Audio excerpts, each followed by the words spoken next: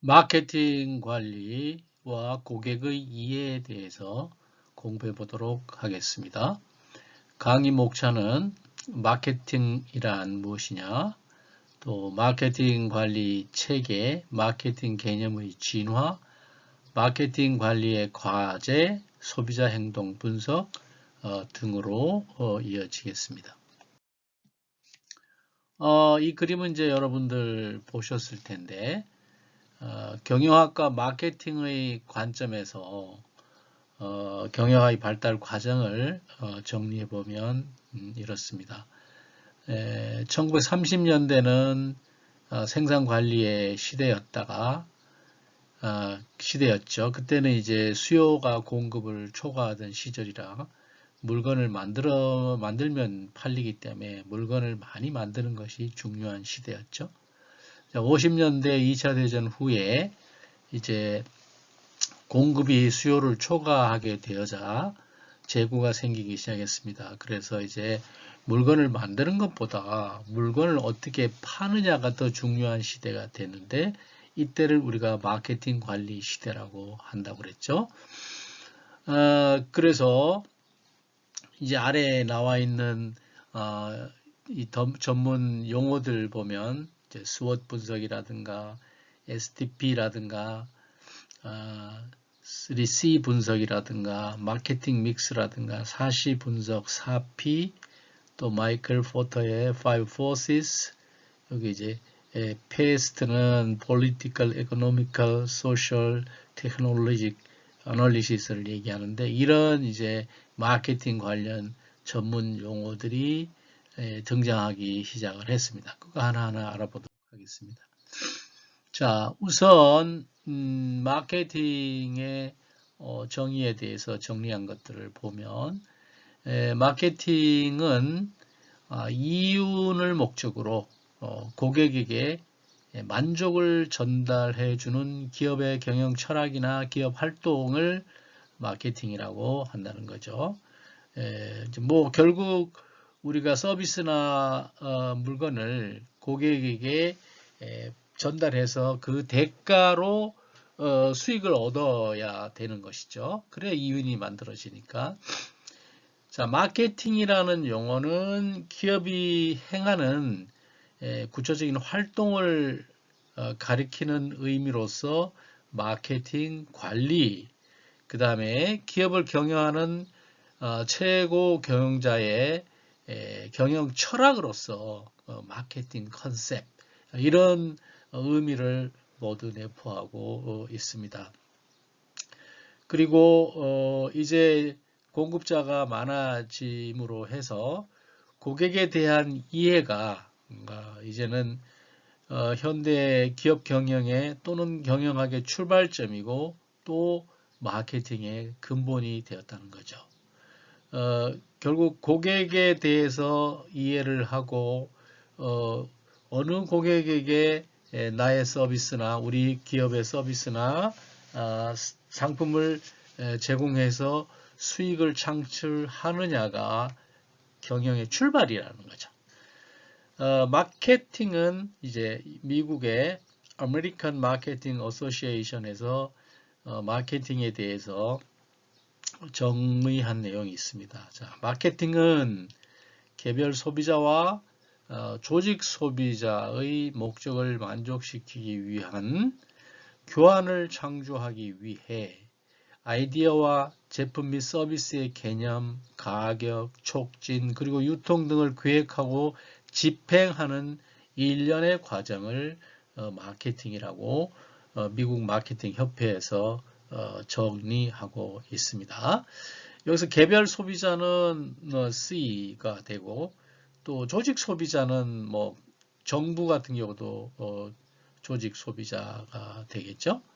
그 다음에 비즈니스 커스터머인 경우도 조직 소비자가 되겠죠. 그리고 AMA의 정의에서 나타나는 마케팅에 관한 구성 요소 5가지를 아래와 같이 정리할 수가 있는데요.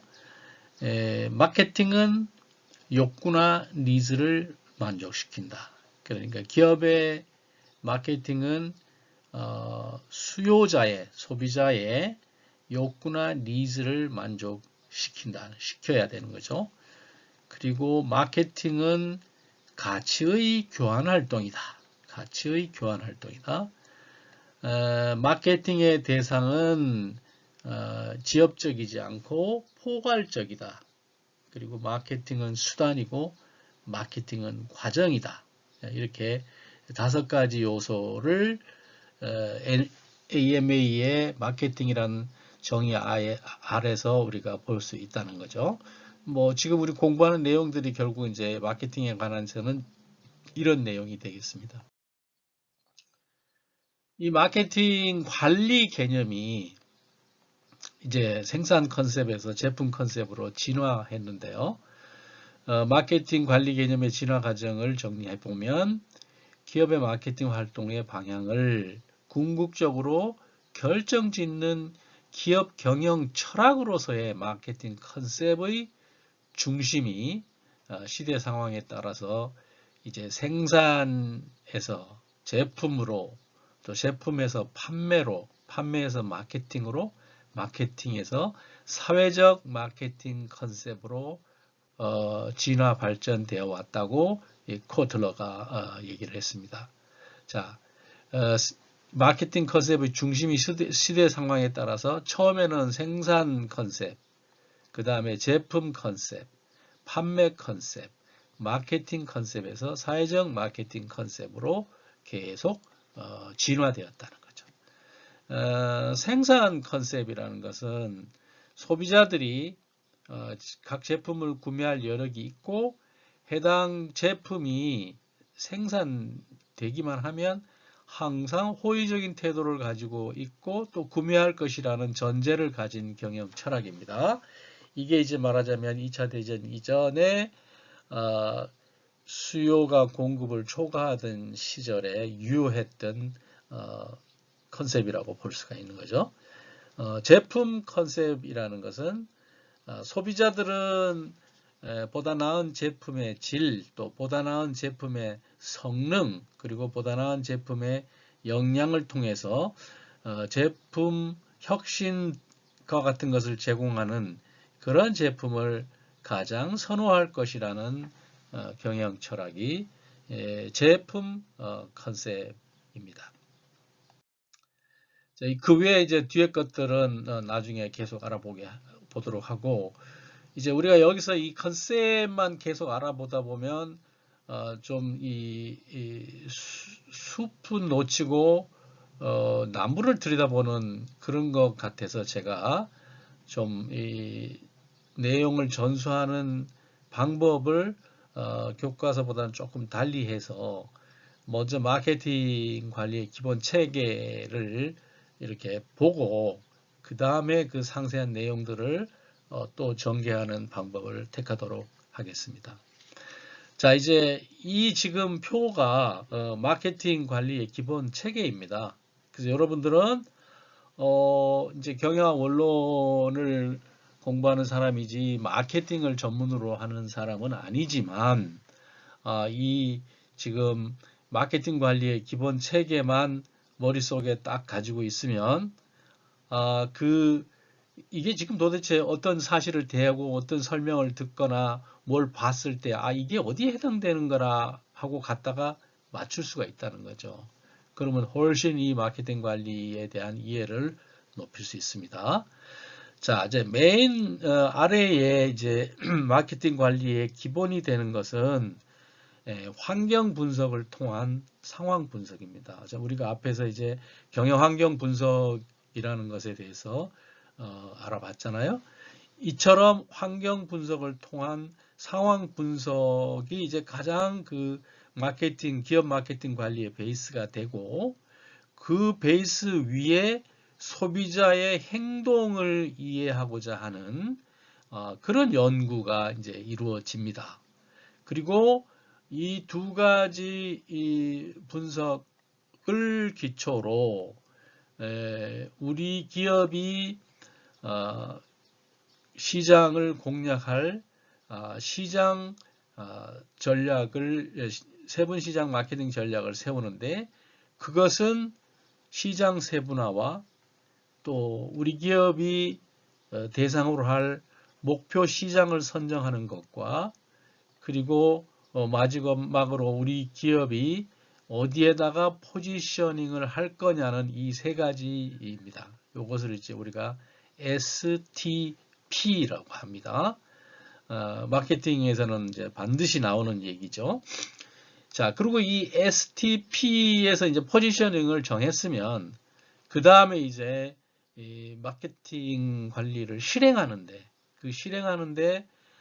마케팅 믹스 또는 4P라고 하는데 그게 이제 가격과 관련된 정책, 또 제품과 관련된 정책, 촉진과 관련된 정책, 프로모션, 그리고 유통과 관련된 정책인데 여기서 이제 영어로 price, product, promotion, place를 따서 4P라고 하고 이 네 가지를 적절히 믹스한다고 그래서 이것을 믹스해서 마케팅 관리를 한다고 해서 마케팅 믹스라는 말을 붙였습니다.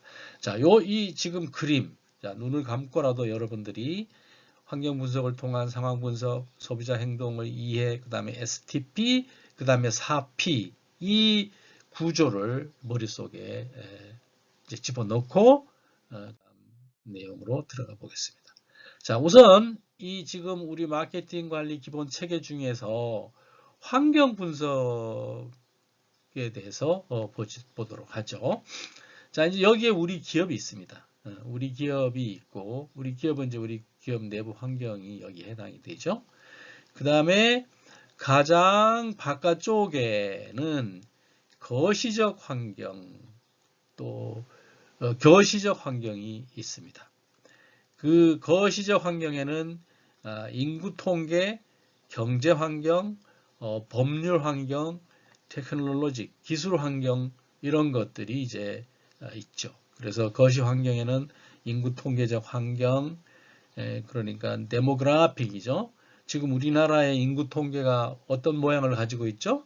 이렇게 마른 목골로 돼 있죠. 옛날에는 어땠죠? 옛날에는 피라미드형이었단 말이죠. 이게 이제 인구 통계적 환경이란 말이에요. 그 다음에 이제 경제적 환경. 요즘 2020년 5월, 6월 이때는 지금 코로나19로 인해서 소비가 급격히 지금 줄어들고 있는 아주 불황의 문턱에 와 있는 그런 상황이고 법률적 환경이 있고 또 이제 기술적 환경이 있단 말이죠.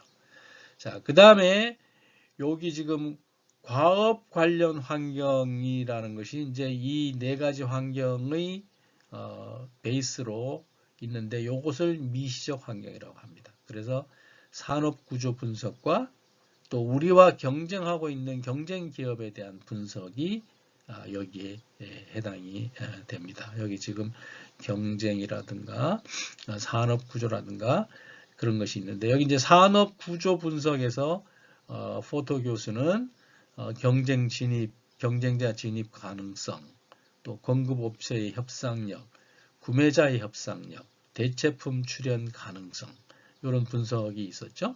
그런 것들이 여기 이제 해당이 됩니다. 그 다음에 이제 여기는 지금 공급자라든가 유통기관이라든가 소비자라든가 마케팅 서비스 제공기관이라든가 또 금융기관이라든가 언론기관이라든가 그 다음에 이제 일반 대중 예비 잠재 소비자라든가 아니면 이제 우리 사회를 구성하고 있는 전체를 이제 대중이라고 하죠. 그 다음에 이제 기업의 내부적인 환경이 있단 말이죠. 기업의 내부 환경도 무엇보다도 중요하죠. 기업 내부에서 그것을 할 준비가 안 돼 있고 능력이 없는데 무엇을 과도하게 추진하는 것은 이건 기업 내부 환경을 무시한 그런 결과가 되는 거죠. 자, 이런 환경 분석이 이제 중요하고 그 다음에 이제 기업은 이런 환경 분석을 바탕으로 이제 목표를 수립하게 되는데 목표라는 것은 주어진 계획 기간 안에 달성하고자 하는 양적과 질적 목표를 가지고 있죠. 그 질적 목표라는 것은 조금 추상적인 그런 목표인데 사회에 공헌하는 기업 이미지를 창출한다. 스타벅스의 CSR 그런 것을 연상하면 되겠고 부정적 기업 이미지를 해소한다. 나이키가 1990년대 중반에 그 미성년 노동자들에게 노동을 시키고 충분한 그 대가를 지불하지 않았던 그런 것 때문에 이슈가 되었잖아요. 그래서 그런 좀 부정적 이미지 기업을 해소하겠다는 것이 이렇게 목표가 될 수도 있다는 거죠. 그 다음에 여기 GM이나 애플이나 우리 LG 가전 분야처럼 시장에서 1위 기업의 이미지를 구축하는 것. 이런 것들이 이제 목표라면 이것은 질적 목표라고 볼 수 있고, 이제 양적인 구체적인 목표는 목표 시장에서 우리 기업의 시장 점유율을 뭐 20%를 달성하겠다든지 하는 그런 목표를 구체적으로 제시할 수 있고, 또 매출액과 관련해서 목표는 좀 규모가 있는 기업이라면 연간 매출액을 1조 원을 달성해서 1조 원 클럽에 진입하겠다. 또 수익성 같으면 ROE, ROE는 Return on Equity, ROA는 Return on Asset 뭐 등등 수익성과 관련된 여러 가지 지표들이 있죠. 그 다음에 이제 고객 점유율을 시장에서 고객 점유율 1위를 달성하는 기업이 되겠다든지 이런 것들이 이제 양적 목표가 되겠습니다. 자, 그래서 이제 이러한 목표와 소비자 행동에 대해서는 이제 뒤에 우리가 또 알아보겠는데 소비자 행동을 분석하고 나서 이제 처음으로 기업에서 하는 이제 마케팅 관련 내용이 뭐냐면 STP입니다. 자, STP는 세그멘테이션의 S와 또 타겟팅의 T와 포지셔닝의 P를 가지고 이제 STP라고 하는데 1단계는 시장 세분화입니다. 시장을 세분화를 위해서 어떤 기준을 설정을 하고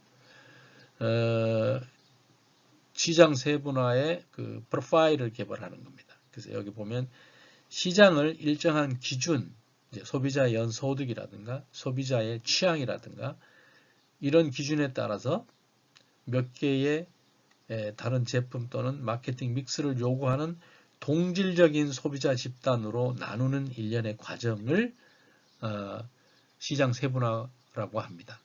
자, 뒤에서 우리가 알아볼 이케아의 경우는 연소득이 연소득 기준으로 중산층, 그리고 취향 기준으로는 모던 스타일을 좋아하는 사람들, 이런 사람들의 소비자 집단이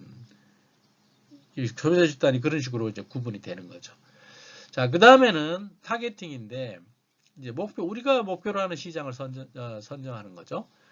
세분 시장의 매력도 측정 방법을 개발하고 목표 시장을 선정하는데, 자, 여기서 구체적인 내용은 시장을 세분화한 후에 각각의 세분 시장의 매력도를 평가하고, 이 얘기입니다. 그 가운데 하나 또는 둘 그 이상의 공략 대상 되는 세부 시장을 선택한다는 거죠. 이케아의 경우는 소득을 저소득, 중간소득, 고소득으로 하고 뭐 스타일을 클래식 스타일, 모던 스타일 등으로 했을 때 중산층 모던 스타일을 자기 시장의 타겟팅으로 삼는다. 이렇게 이제 예를 이해하면 되겠습니다. 그 다음에 이제 포지셔닝이라는 것은 목표 시장 안에서의 포지셔닝 개발인데 소비자의 마음속에 자사 제품이나 기업을 표적 시장 또 경쟁 기업 능력과 관련하여 가장 유리한 포지션에 있도록 노력하는 과정을 이제 포지셔닝이라고 한다는 거죠. 자, 그래서 STP 어떤 기업이든지 이제 이 STP 과정을 거치게 됩니다. 그래서 여러분들이 이제 조사했던 마켓 컬러라든가 이런 기업들을 이제부터 여러분들이 기업을 분석할 때는 그 기업은 STP를 어떻게 하고 있는지 그런 것을 이제 조사를 할 필요가 있겠죠.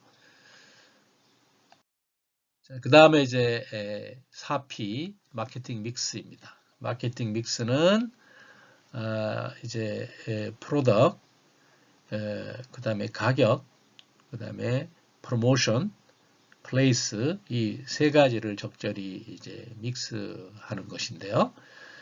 여기서 이제 제품은 제품의 다양성, 품질, 디자인, 특성, 브랜드, 포장, 크기, 서비스, 애프터 서비스는 그 다음에 보증, 반환 이런 것이 제품과 관련된 정책입니다. 가격은 표시가격, 할인, 세금 공제 할인, 지불기간, 또 신용조건, 이제 지불기간이라는 것은 일시불로 할 수도 있고 뭐 12개월 할부로 할 수도 있고 이런 것들이죠. 제가 독일에서 살 때 이사를 가면 집안의 가구들을 새로 들여놓잖아요. 그 중에서 이제 부엌 가구를 들여놓는데 부엌 가구가 요즘 우리나라에서 하듯이 그런 세팅이 들어오는데 되게 그 가격이 높아요. 그러니까 몇 달치 월급 정도 가격이니까 그럼 반드시 이제 할부로 이제 그 부엌 가구 그 세트를 사게 돼 있죠. 그래서 이 할부가 지불 기간 정책이 매우 중요합니다. 그 다음에 이제 프로모션은 판매 촉진이라든가 광고 또는 인적 판매, PR, 다이렉트 마케팅 이런 그 프로모션 정책들을 있는데 이제 이 중에 어떻게 우리가 선택할 거냐 그거죠. 그 다음에 이제 플레이스는 장소 또는 유통인데 유통 경로, 또 범위, 분류와 구색, 위치, 재고, 수송, 물류 이런 모든 것들이 이제 플레이스 유통에 해당이.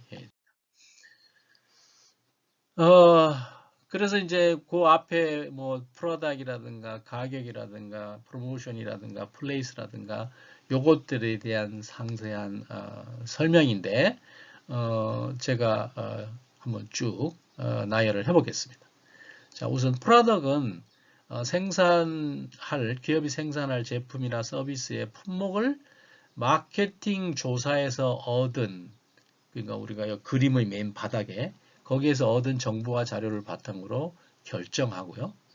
그 다음에 이제 그 제품의 품질이나 디자인, 색, 규격, 상표, 포장을 결정하고요. 기존 제품의 성능 품질을 개선하거나 새로운 용도를 발견하고 지속적으로 새 상품을 개발하는 이런 경우도 프로덕트 정책에 해당되고, 또 수요가 감소되어서 판매 가능성이 적은 상품은 이제 생산을 중단하는 그런 정책도 제품과 관련된 정책이라는 거죠. 가격은 가격 자체를 제품 차별화 요소로 활용하고, 그래서 이제 가격 정책을 수립하는데, 여기서 이제 스키밍이라는 개념이 있어요. 스키밍은 뭐냐면 초기에 제품을 출시할 때 초기에 고가 정책으로 이제 높은 가격을 지불할 의사를 가진 소비자로부터 소비자에게 판매를 해서 우선 큰 이익을 흡수한 후에 제품 시장의 성장에 따라서 가격을 이제 낮추는 그런 것을 스키밍이라고 합니다. 이게 이제 많은 그 테크놀로지컬 제품인 경우 이런 전략을 쓰죠.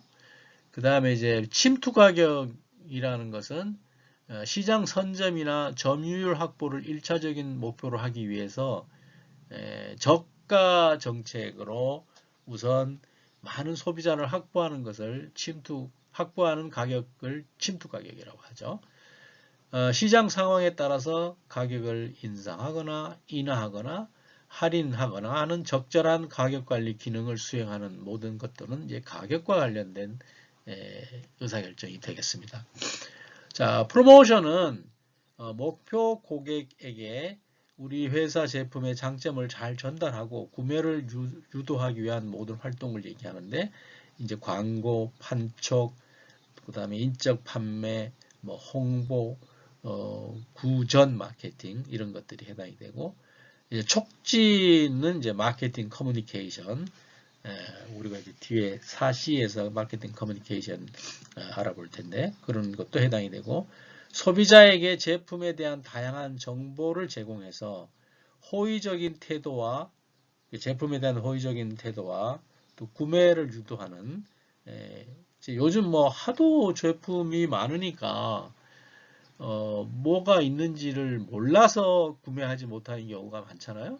제가 이제 예를 들면 그 전원 생활을 하는데 이게 단독주택에 사니까 전원 생활과 관련된 다양한 그 제품이나 공구 뭐 이런 것들을 필요로 하는데 그 철물점에 가면요 어마어마하게 많은 다양한 제품들이 있는데 제가 몰라서 사지 못했던 것들이 많아요.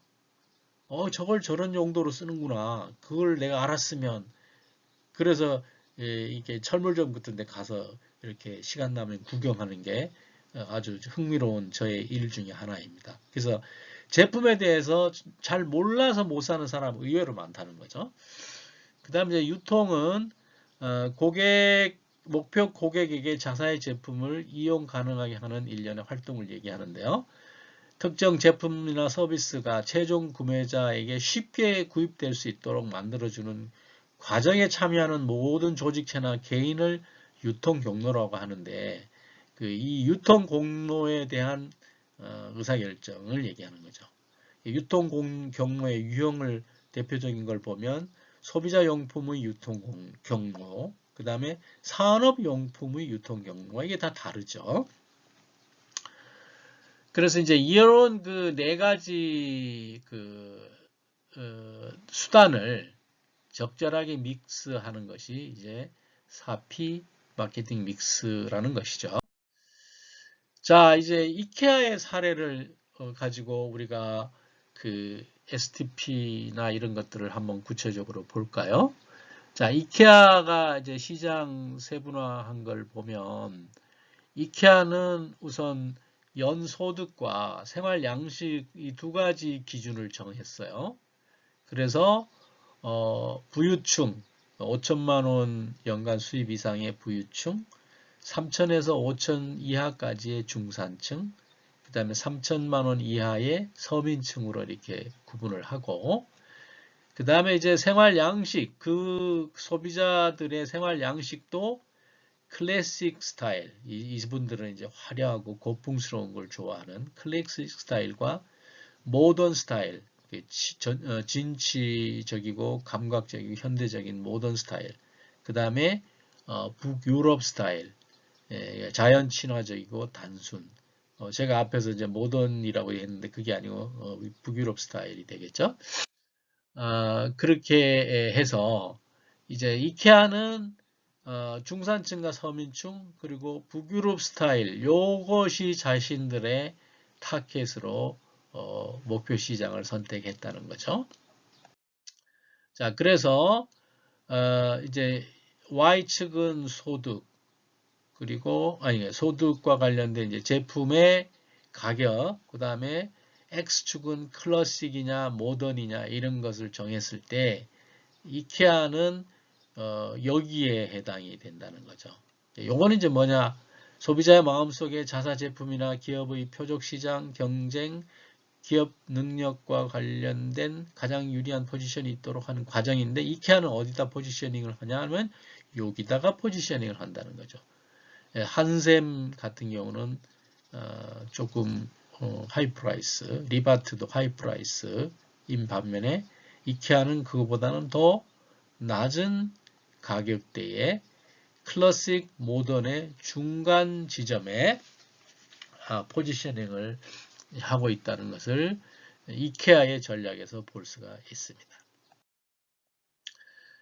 자, 이제 그 앞에서 알아본 그 4P가 있었는데, 이 4P가 이제 우리가 뒤에서 알아보겠지만, 기업 중심에서 소비자 중심으로 그 마케팅에 대한 그 개념이 바뀌면서 그 4P에서 4C로 이제 넘어갑니다. 그래서 그 4P는 우리가 Product, Price, Place, Promotion이었잖아요. 근데 4C는 Customer Value, Cost, Convenience, Communication입니다. 자, 그래서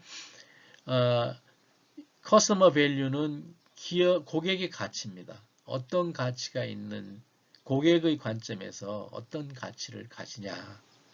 그 다음에 고객의 비용이라는 거죠. 고객이 이것을 구매하기 위해서 생각하고 있는 코스트는 무엇이냐. 근데 여기는 이제 제품이나 서비스의 가격뿐 아니고 내가 그것을 지불하기 위해서 들어가는 선택적 비용 이런 것까지 들어간다고 이제 해석이 됩니다. 이제 컨비니언스는 고객이 얼마나 편리하게 구매할 수 있느냐는 요즘 뭐 제가 이제 페이스북을 하면 그 페이스북에 쿠팡 광고들이 들어오잖아요. 근데 쿠팡을 제가 몇 가지 주문하거나 검색한 게 있으면 내가 쿠팡을 검색하면 바로 내가 관심이 있을 만한 제품들이 쫙 뜨잖아요. 그리고 선택하고 대금 지불해버리면 배달이 되잖아요. 그러니까 고객 입장에서는 굉장히 편리한 거죠. 그 다음에 고객과의 커뮤니케이션, 이것이 이제 굉장히 중요하죠. 물론 제품을 알리는 것도 중요하지만 우리가 그 커뮤니케이션에서 제가 그 유한양행이 고객과 어떻게 커뮤니케이션 하는지 모든 채널을 통해서 고객과 커뮤니케이션 하는 것들을 예를 들어서 보여드렸잖아요. 그런 것들이 중요하다는 거죠. 자, 그래서 이런 것들 기반으로 이제 4P에서 마이클 포터의 5 Forces로 이제 기업의 수익성을 좌우하는 5가지 경쟁 요소로까지 이제 이게 발전이 된 거예요. 이건 뭐 여러분들이 익히 알고 있으니까 설명을 하지 않도록 하겠습니다.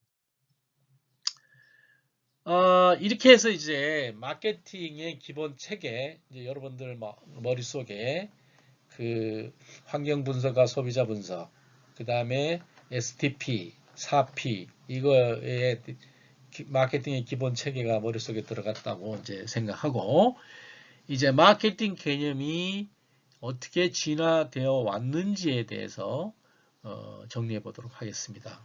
자, 이건 뭐 우리가 늘 알고 있는 거죠. 생산의 시대, 제품의 시대, 판매의 시대, 마케팅 컨셉의 시대로 이렇게 마케팅이 발전해 왔는데 요거는 우리가 경영학의 발전 과정과 뭐 유사하다고 볼 수 있잖아요. 자, 처음에 생산 컨셉에서 제품 컨셉으로 넘어갔다가 제품 컨셉에서 판매 컨셉으로 넘어가고 마케팅 컨셉으로 넘어갔다가 이제 사회적 마케팅 컨셉으로 지금 진화되어 있다는 그런 내용인데 이것은 이제 코틀러라는 학자가 암스트롱과 같이 2000년대 초에 주장을 했죠. 기업 마케팅 활동의 방향을 궁극적으로 결정짓는 기업 경영 철학으로서의 마케팅 컨셉의 중심이 시대적으로 이렇게 변화되고 진화되어 왔다는 그런 조사와 분석의 결론입니다. 컨셉의 주요 내용을 보면 자, 생산 개념, 생산 컨셉은 대량 생산과 대량 유통을 통해서 낮은 제품 원가를 실현해야 한다는 마케팅 관리 철학을 생산 개념, 생산 컨셉이라고 하고 제품은 제품 개선을 통해 보다 우수한 제품을 개발하는데 관심을 두는 것이고 판매 개념은 판매자 시장에서 구매자 시장으로 바뀌면서 생겨난 개념이 이게 판매 컨셉이라는 거고 마케팅 컨셉은 마케팅 행위의 중심에 고객을 위치시키는 고객 지향적 관리를 얘기하는데 4P에서 4C로 넘어왔다는 것이 이제 이런 영향이죠. 그 다음에 사회지향적 마케팅은 기업 이윤 창출에 있어서 사회 전체 이익을 동시에 고려하는 철학이라는 거죠. 예를 들면 그 기업의 사회적 활동이라는 게 지속 가능한 경영이었잖아요. 환경을 오염하면 안 되는 거죠. 환경을 오염해서 무언가 현재 세대의 편익을 늘리긴 했지만 이게 사회 전체의 이익을 동시에 고려한 것은 아니라는 거죠. 뭐 그 외에도 여러 가지 사회 지향적 마케팅 즉 기업 이윤 창출에 있어서 사회 전체의 이익을 동시에 고려해야 된다는 것은 뭐 여러 가지 현대 기업에서 이슈가 되고 있는 내용입니다. 여기서 이제 약간 이해하기가 조금 혼란스러운 두 가지 판매 컨셉과 마케팅 컨셉을 기업의 초점, 기업의 비즈니스 종류, 목표 고객, 기업의 목적, 기업의 목적 달성 수단 이런 기준으로 다시 정리를 한 표인데 아주 유용합니다. 자, 기업의 초점에서 내부 지향적이고 기업의 필요성이 존재할 경우에 이거는 판매 컨셉이라고 하고 외부 지향적이며 고객의 욕구와 선호도가 요구되는 경우 이걸 마케팅 컨셉이라고 기업의 초점 관점에서는 구분을 이렇게 내분야, 외분야로 구분할 수 있다는 거고 자, 비즈니스 종류는 여기는 이제 기업이 생산하는 제품 판매, 기업이 마련하는 서비스 판매가 이제 대상이고 마케팅 컨셉에서는 고객의 욕구와 고객의 니즈를 만족시키는 그런 것이라는 거죠. 그러니까 뭐예요? 고객의 니즈가 있으면 제품을 개발한다는 거죠. 그 다음에 목표 고객은 판매 컨셉에서는 이제 불특정 다수고 그 다음에 마케팅 컨셉에서는 STP를 통해서 구체적인 목표 고객을 선정하는 것을 말하죠. 기업의 목적은 판매 컨셉은 판매량 극대화를 통해서 이윤을 추구하는 것이고요. 마케팅 컨셉은 고객의 만족을 충족시켜 주면서 그로 인해서 이윤을 추구하는 것이 마케팅 컨셉입니다. 기업의 목적의 달성 수단으로서는 판매 컨셉에서는 강력한 판촉이고 그 다음에 마케팅 컨셉에서는 통합적인 마케팅 활동과 기업의 다른 분야와의 공조 체제를 구축함으로 해서 뭐 예를 들면 온라인 비즈니스, 온라인 포털과 같이 협업한다든지 이런 것으로서 하는 것이 이제 마케팅 컨셉이라는 거죠. 자, 이제 경쟁자 파악하는 것이 이제 우리가 5Force라든가 하여간 여러 가지 중요하잖아요. 그래서 이제 경쟁자를 파악하는 방식이 있는데 크게 기업 중심적 방법과 고객 중심적 방법이 있어요. 그래서 기업 중심적 방법은 제품 시장 매트리스 방법인데 기존 시장 기존 제품, 기존 시장 신제품, 이제 신시장 기존 제품, 신시장 신제품 이렇게 매트릭스가 구분이 되는 방법이 있고 뒤에서 조금 자세히 알아보겠습니다. 그 다음 고객 중심적 방법에는 고객의 지각에 기초한 방법으로 제품 자각도, 제품 제거, 사용 상황별 대체 이런 것이 있고 고객의 행동에 기초한 방법으로 상황 전환 매트릭스 방법과 수요의 교차 탄력성 분석법 이런 것이 있습니다. 그 내용이 이제 다음 슬라이드에서 나옵니다. 자, 기업 중심적 방법과 고객 중심적 방법이 있고 기업 중심적 방법에서는 제품과 시장으로 매트릭스를 만들어서 이게 기존 시장의 기존 제품, 그 다음에 기존 시장의 신제품, 신시장의 기존 제품, 신시장의 새로운 제품 이렇게 네 가지로 구분을 한다는 거죠.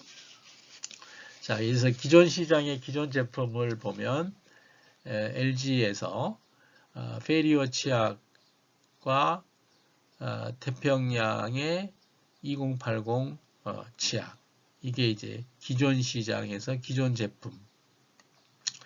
그 다음에 신제품은 치약 제품과 치약 건강과 관련된 자일리톨 껌 요거를 가지고 이제 새로운 어떤 섹션을 대응한다는 것이고 신시장의 기존 제품 노인들을 목표로 한 이가 시리지 않는 그런 치약 신시장 신제품은 다른 제품을 다른 시장에 출시하고 있으므로 직접적인 경쟁 관계는 없다는 거죠. 이런 경우는 이렇게 경쟁이 얘들은 얘들과 경쟁이 있고 또 여기서는 이제 치약 제품과 잘리톨 껌이 경쟁 관계에 있을 수 있다. 뭐 그런 내용. 고객 중심적 방법에는 고객 지각에 기초한 방법이 있는데 이제 고객 지각도라는 게 있습니다. 고객의 마음속에 여러 제품들이 차지하고 있는 위치를 2차원이나 3차원 공간에 나타낸 그림인데 가까이에 위치한 제품들은 유사성이 높고 이제 경쟁 관계가 많고 유사성이 높음을 나타내고 멀리 위치한 제품은 유사성이 낮은 경쟁 관계가 적은 것을 나타낸다는 거죠. 제품 제거 방식은 여러 개의 제품 중에서 응답자가 가장 선호하는 제품을 제거한 다음에 나머지 중에서 무엇을 살 것인가를 질문하는 경쟁 관계를 파악하는 그런 방법을 고객 지각에 기초한 경쟁사 파악 방법이라고 하고, 사용 상황별 대체는 어떤 제품의 사용 상황별로 대안이 될 수 있는 제품들이 무엇인가를 파악하여 경쟁 관계를 추론하는 그런 방법. 생일용품일 때 생일용품을 선택해야 되는 그런 상황일 때 지갑과 옷, 채권, 책, 선물 이런 것들이 이제 그 선택자의 입장에서는 제공자의 입장에서는 이제 경쟁 관계가 되는 거죠.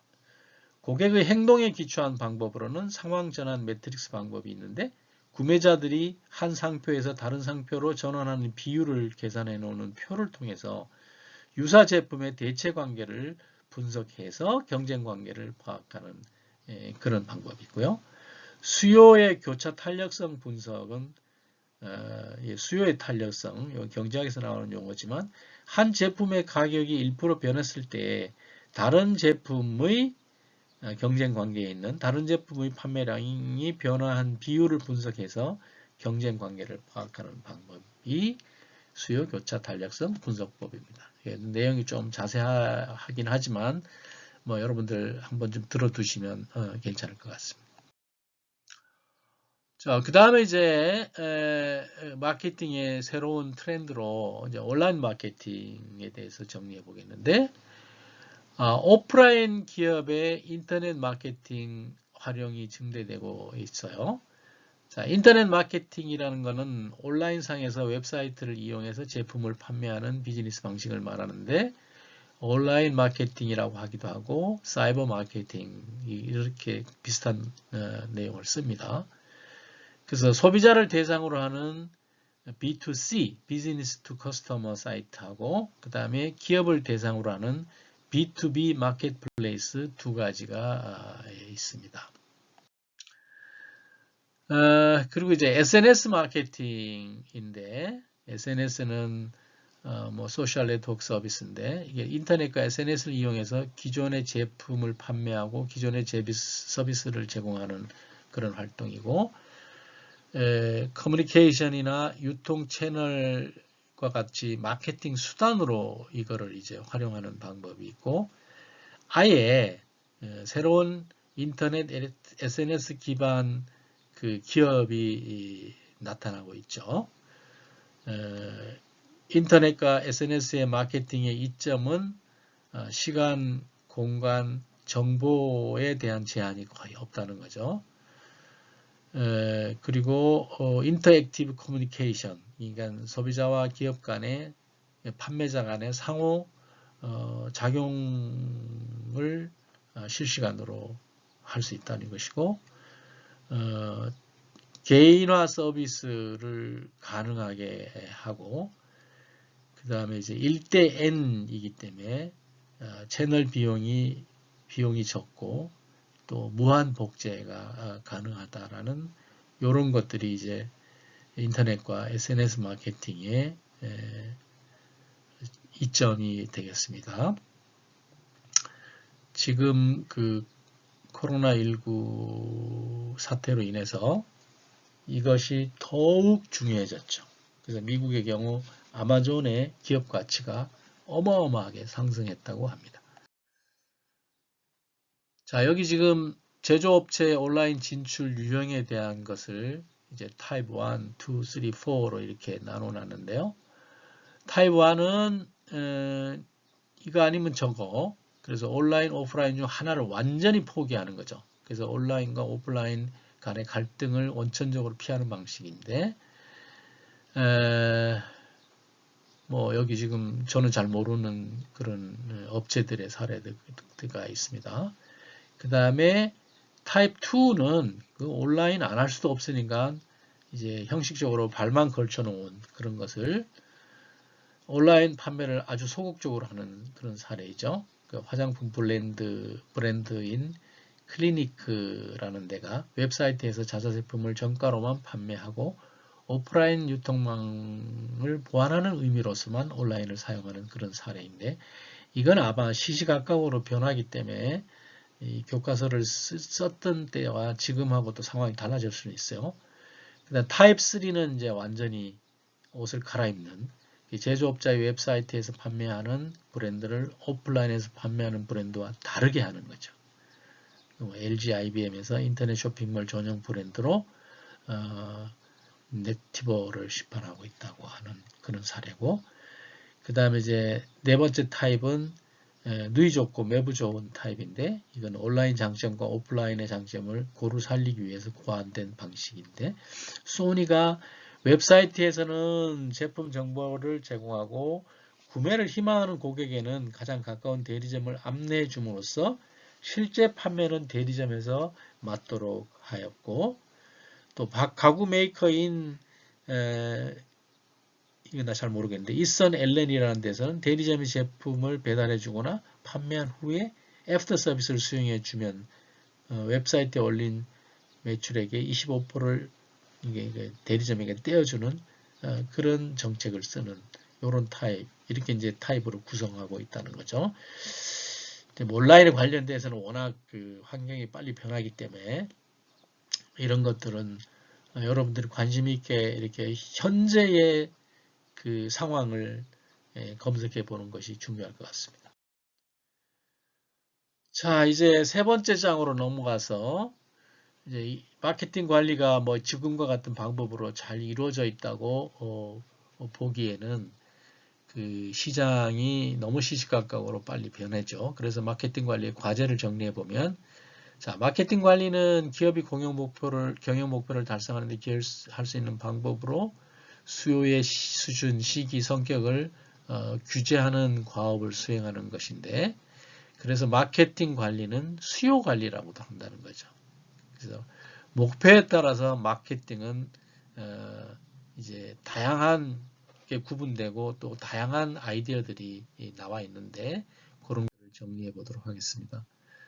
자, 여기서 이제 전향적 마케팅, 자극적 마케팅, 개발적 마케팅, 재마케팅, 유지적 마케팅, 디마케팅, 동시화 마케팅, 카운터 마케팅, 뭐 이런 것들이 있어요. 그 내용들을 보면, 전향적 마케팅은 소비자가 어떤 제품을 싫어할 때 이 불호감을 개선하도록 전향시키는 목표의 마케팅. 저만 해도 어떤 제품에 대한 불호감이 있어요. 그러면 그 기업에서는 그 불호감이 나에게 사라지도록 하는 마케팅이 있다면 이것은 전향적 마케팅이라는 거죠. 자, 자극적 마케팅은 어떤 제품에 대한 지식이나 관심이 없는 소비자에게 구매 욕구를 가지도록 하는 목표 마케팅을 자극적 마케팅이라고 하고, 개발적 마케팅이라는 것은 명확한 소비 욕구는 있으나 이를 충족한 제품이 없는 경우에 신제품을 개발해서 소비자의 욕구를 충족할 목표를 가지는 마케팅을 개발적 마케팅이라고 하고, 또 재마케팅은 수요가 포화적이거나 감퇴하는 제품의 소비자의 욕구를 다시 깨우기 위해서 하는 마케팅을 리마케팅이라고 한다는 거죠. 자, 유지적 마케팅은 완전 수요의 상황에서 이제 특정 제품이나 서비스에 대한 수요를 계속적으로 유지할 목표의 마케팅을 유지적 마케팅이라고 하고, 디마케팅은 아예 초과 수요를 감소시키는 마케팅을 디마케팅이라고 합니다. 요런 사례가 있어요. 그 스마트폰을 새로 만들었는데 그게 이제 초기에는 새로 출시된 스마트폰의 수요를 다 공급시킬 수 없잖아요. 그러니까 수요가 제한되도록 하는 디마케팅을 쓰기도 합니다. 싱크로 동시화 마케팅은 수요가 불규칙적으로 나타날 때 이 불규칙적인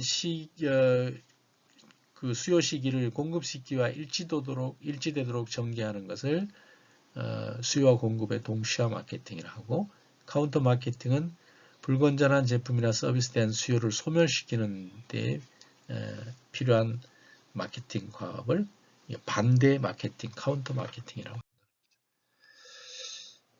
자, 여기 지금 생애 가치와 디마케팅에 대해서 또 정리를 해보겠습니다. 생애 가치라는 개념이 있어요. 자, 이제 생애 가치를 높이는 것이 중요하며 무조건 유지를 높이는 것은 중요하지 않다는 그런 개념이에요. 생애 가치는 한 고객이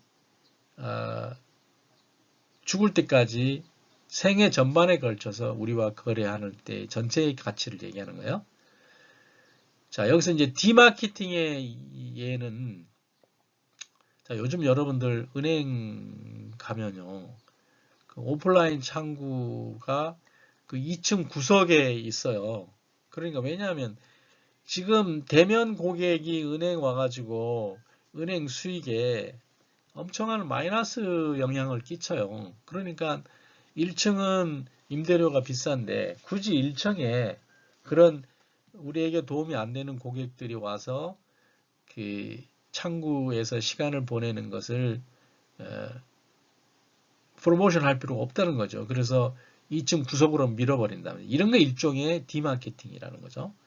또 고객별 영업이익 관리에서 생애 가치가 낮은 고객은 디마케팅, 우리 기업에서 거래를 하지 않도록 하는 것을 이걸 이제 생애 가치와 관련된 디마케팅이라고 합니다. 자, 그리고 이제 4장에서는 요 지금 아까 넘어갔던 우리 마케팅 체계에서 여기 소비자 행동에 대해서 좀 다루도록 하겠습니다. 소비자 행동은 기업의 마케팅 시스템의 관점에서 이제 환경 요인의 하나이고요. 소비자 행동은 마케팅 활동의 방향을 결정하고 그 마케팅 미스의 결정을 직접적으로 제약하는 가장 중요한 요소가 소비자 행동이라는 거죠. 그래서 소비자 행동 분석의 목적은 최적의 마케팅 믹스를 찾아내는 데 있다는 거죠. 소비자의 의사결정, 소비자가 어떻게 의사결정하는지를 이제 분석을 해보면 소비자는 자신의 욕구 충족을 위해서 여러 대안을 비교 평가하는데 이러한 일련의 과정을 소비자 의사결정 과정이라고 한다는 거죠. 그래서 소비자 의사결정 과정은 이런 전형적인 모습을 보이는데, 자, 문제 인식을 하고, 자, 정보 탐색을 하고, 그 다음에 대안 여러 가지 이 물건 저 물건 대안을 평가하고, 그리고 구매를 하고, 구매 후에 이제 평가를 하죠. 뭐 SNS에 후기를 올린다든지, 그 다음에 직접 뭐 다른 채널을 통해서 불만이나 만족을 표시하거나 하죠. 그러면 이 정보가 다시 이 소비자의 내적 탐색, 기억으로 들어가 있다는 거죠. 그래서 소비자는 여기 정보 탐색을 할 때 외적 탐색과 내적 탐색을 같이 여기서 하면서 이 상호작용을 통해서 정보 탐색이 보완되거나 이루어진다는 그런 내용입니다. 여러분 한번 구매를 해서 사용해 봤는데 별 볼일 없으면 그게 어디예요? 기억 속에 자리 잡고 있는 거예요. 이런 것이 이제 소비자 의사결정 패턴이라는 거죠. 전형적인. 소비자가 이제 정보 처리를 하는 과정을 또 살펴보면 소비자는 의사결정과 관련해서 정보에 노출되면 주의를 기울이고 그 내용을 지각하고 반응하게 된다는 거죠. 그래서 이러한 반응은 기억 속에서 저장돼서 그 소비자의 미래의 제품 선택이라는 의사결정에 이용된다는 거죠. 그래서 일련의 과정을 소비자 정보 처리 과정이라고 하는데 소비자는 정보 처리 과정을 통해서 특정 제품에 대한 소비자의 신념이나 태도가 형성되고 또 변화되기도 한다는 거죠. 소비자 정보 처리는 노출, 여러분 기업에서 광고를 하면 그 광고가 나에게 소비자에게 노출되는 거죠. 그러면 소비자는 거기에 주의를 기울이고 소비자가 지각을 하게 되고 그것에 반응을 하게 돼서 구매를 하거나 구매를 하지 않거나 하고 이 반응이 다시 기억 속으로 돌아왔다가 이 지각과 상호작용을 통해서 반응의 의사결정에 영향을 준다는 거죠. 이게 소비자 정보 처리 과정이라는 거죠. 자, 소비자의 행동을 미치는 요인들이 여러 가지가 있는데 문화적 요인, 사회적 요인, 개인적 요인이 있어요. 자, 문화적 요인은 문화는 소비자가 속해 있는 국가나 사회 구성원들이 공유하는 관습, 가치관, 도덕 등의 복합체로서 소비자 욕구 충족의 기준이 되고 행동 규범을 제공한다는 거죠. 우리나라가 이제 그 이슬람 쪽에다가 수출을 할 때는 이슬람 쪽에서 요구하는 그 기준을 다 지켜야 되잖아요. 이슬람이라는 그 독특한 문화적 요인으로 인한 그런 상황이라는 거죠. 이제 글로벌 경영일수록 이런 것들이 중요해지고요. 그 다음 사회적 요인으로는 이제 사회 계층, 비교적 같은 지위에 있는 사람들로 구성된 집단. 아까 그 이케아의 경우에 고소득층, 중간소득층, 저소득층 이렇게 구분을 하기도 했다는 거죠. 자, 준거 집단, 소비자 행동에 직간접적으로 영향을 주는 개인이나 집단으로서 소비자는 타인에게 쉽게 노출되는 제품을 구매할 때 준거 집단의 의견을 고려한다는 거죠. 명품 같은 게 이제 그렇죠.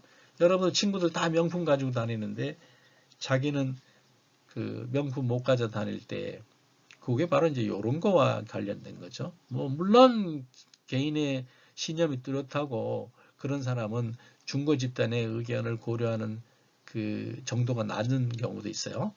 또 패밀리, 소비자는 가족 구성원으로서 생활하며 가족 공동 사용을 위한 제품, 개인용 제품 구매에서도 구성론의 영향을 받는다는 거죠. 자, 개인적 요인으로는 인구 통계적 요인은 이제 소비자 연령, 성별, 소득, 직업, 교육 수준 이런 인구 통계적 변수가 소비자 행동에 영향을 미치는 거고 그 다음에 라이프 스타일 아까 그 이케아에서 클래식을 좋아하냐 모던을 좋아하냐 스칸디나비아식을 좋아하냐 뭐 이런 것들이 라이프 스타일이죠. 사람들이 살아가는 방식이 액티비티, 인터레스트, 오피니언 이런 것이 이제 중요하고 또 학습은 소비자는 과거의 경험과 현재 정보 처리 과정의 결과를 토대로 신념과 태도를 형성하거나 변화시키는 과정 속에 항상 있다는 거죠.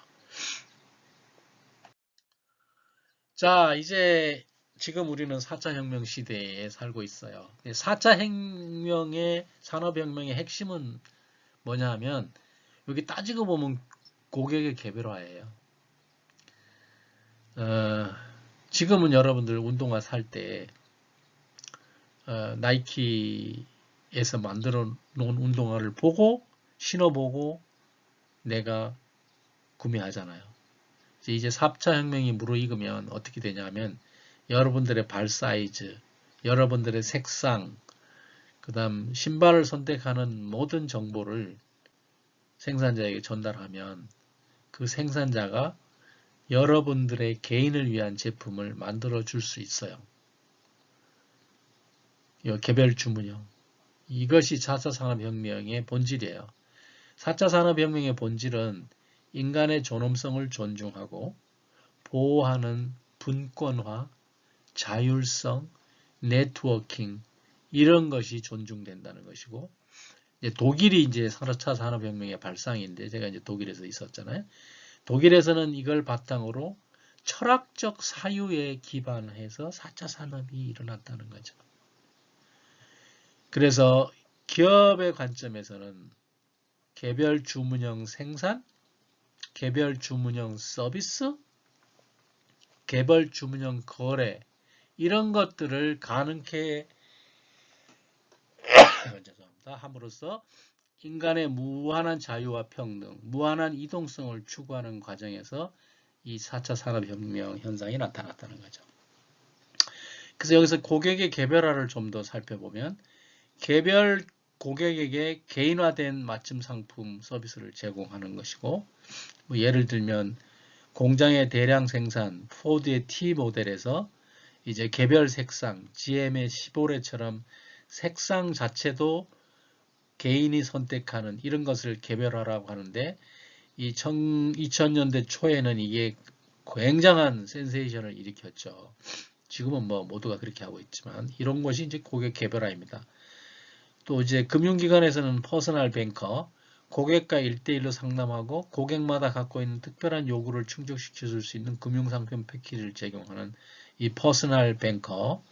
그 다음 온라인에서는 개별화가 더욱 값싸고 손쉽게 이루어질 수 있다는 거죠. 개별화는 고객 획득률과 유지율을 향상시키는 수단이 된다는 거죠. 고객을 새롭게 획득하고 또 기존 고객을 개별화를 통해서 잘 관리함으로 해서 유지할 수 있다는 것이죠. 자, 이렇게 해서 마케팅 관리에 대해서 정리를 해보았고요. 다음은 생산 운영 관리에 대해서 함께 생각해 보도록 하겠습니다.